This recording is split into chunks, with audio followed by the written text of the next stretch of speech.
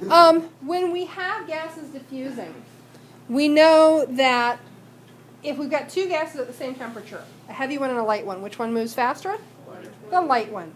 So if we have two gases diffusing in a room, which one do you think diffuses faster? The light one. So the lighter a gas is, the more rapidly it's going to diffuse. Okay? And that's explained by kinetic molecular theory. Effusion is the sort of partner to diffusion. That's where we move gas through a tiny opening. So think about sticking a nail in a tire.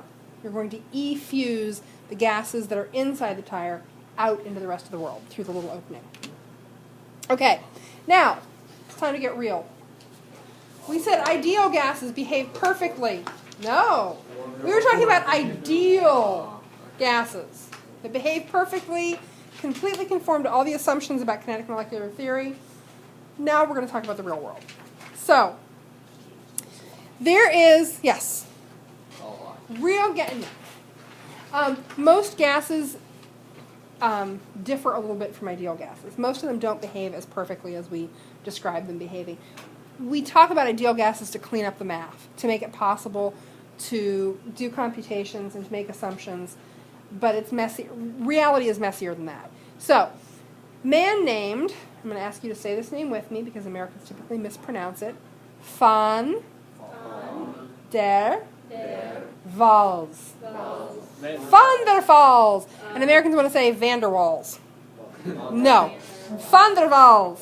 So, Van der Waals. You'll always say it right from now on. Van der Waals. We can do stoichiometry with Van der Waals. Okay.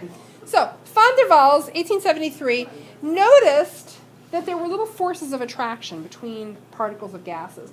And we'll talk later about Van der Waals forces, which were discovered by guess who? Van der Waals. Yeah, Van der Waals. No. I'm going to call it Van der Waals. Van der Waals is too hard to say. What he found is that especially when you get gases at real high pressure or real low temperature, they don't behave ideally. So I would like now for all of you to stand up.